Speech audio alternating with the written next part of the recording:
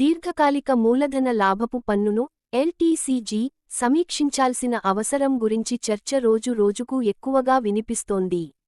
మార్కెట్లో జరుగుతున్న కరెక్షన్ల కారణంగా పెట్టుబడిదారులు భారీ నష్టాలను ఎదుర్కొంటున్నారు. తిరిగి వచ్చే లాభాలు తగ్గిపోవడం, పన్నుల భారం పెరగడం వంటి కారణాల వల్ల భారతీయ మార్కెట్ ఆకర్షణీయత తగ్గిపోతోందని పెట్టుబడిదారులు భావిస్తున్నారు. ప్రపంచంలోని కొద్ది దేశాల్లో భారత్ కూడా ఒకటి. ఇది విదేశీ పెట్టుబడిదారులపై వారి భారతీయ స్టాక్ మార్కెట్ పెట్టుబడుల ద్వారా పొందే లాభాలపై పన్ను వేస్తుంది.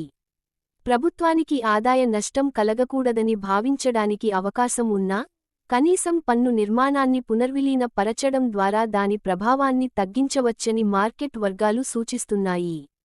నేను గట్టిగా విశ్వసిస్తున్నాను, ప్రభుత్వం ఆల్ట్ను పూర్తిగా తొలగించాలి. అది విదేశీ పెట్టుబడిదారులకే కాదు, భారతీయ పెట్టుబడిదారులకు వర్తించాలి. కానీ ప్రభుత్వం అలా చేయదు, ఎందుకంటే వారికి ఆదాయం అవసరం. అయితే హోల్డింగ్ కాలాన్ని పెంచవచ్చు. ప్రస్తుతం ఉన్న 1 సంవత్సరపు పరిమితికి బదులుగా దాన్ని 2 నుండి 3 సంవత్సరాలకు పొడిగించి, ఆ తర్వాత పూర్తిగా పన్నును ఎత్తివేయచ్చు అని HDFC securities prime research head Devarsh Vakil పేర్కొన్నారు.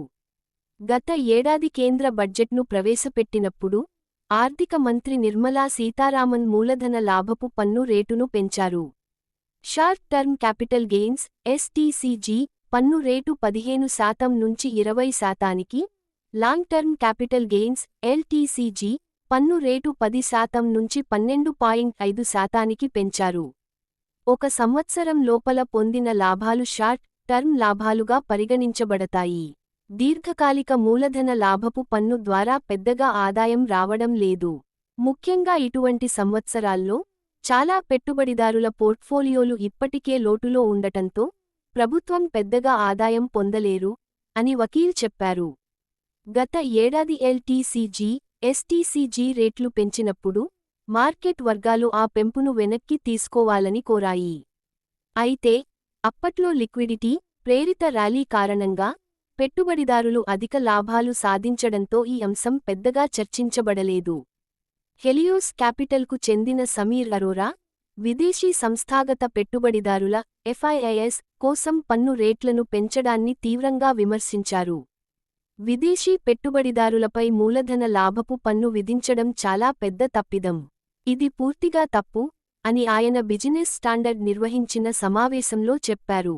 ఖైతాన్ మరియు కో భాగస్వామి దివస్పతి సింగ్ కూడా ఇదే విషయాన్ని ప్రస్తావిస్తూ, పన్నుల భారం, నియంత్రణ సమస్యలు మరియు తక్కువ రాబడుల కారణంగా భారతీయ ఈక్విటీ మార్కెట్ విదేశీ పెట్టుబడిదారులకు ఆకర్షణీయంగా లేకుండా మారింది అని తెలిపారు. భారత మార్కెట్లో పెట్టుబడి పెట్టే గ్లోబల్ హెడ్జ్ ఫండ్లకు కూడా పన్ను సమస్యలు ఉన్నాయని ఆయన చెప్పారు. అమెరికా పెట్టుబడిదారులు భారతదేశంలో పెట్టుబడి పెట్టినప్పుడు వారు భారతదేశంలో చెల్లించిన పన్నుపై అమెరికాలో క్రెడిట్ పొందాలి. కానీ అసెట్ అమ్మినప్పుడు మాత్రమే ఆ పన్ను చెల్లించబడుతుంది. దీని కారణంగా పెట్టుబడిదారులు 2 సార్లు పన్ను చెల్లించాల్సిన పరిస్థితి ఏర్పడుతుంది అని సింగ్ వివరించారు.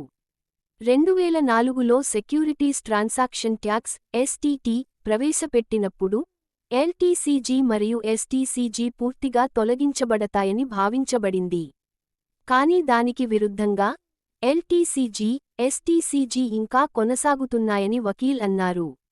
భారతదేశానికి దీర్ఘకాల పెట్టుబడులు అవసరం. ప్రస్తుత పరిస్థితుల్లో చాలా దేశాల సార్వభౌమ మరియు పెన్షన్ ఫండ్లు భారతదేశంలో పెట్టుబడులు పెట్టాలని చూస్తున్నాయి. సరళమైన పన్ను విధానం పెట్టుబడులను ఆకర్షించడంలో సహాయపడుతుంది అని Primus partners managing director Shravan Shetty అన్నారు. రూపాయి విలువ క్షీణించడం, అమెరికా వడ్డీ రేట్లు పెరగడం వంటి పరిస్థితుల్లో భారతదేశానికి విదేశీ పెట్టుబడులు అవసరం. దీని కోసం ఎల్టీసీజీ రేటును తగ్గించడం ఎంతో అవసరమని ఆయన అభిప్రాయపడ్డారు.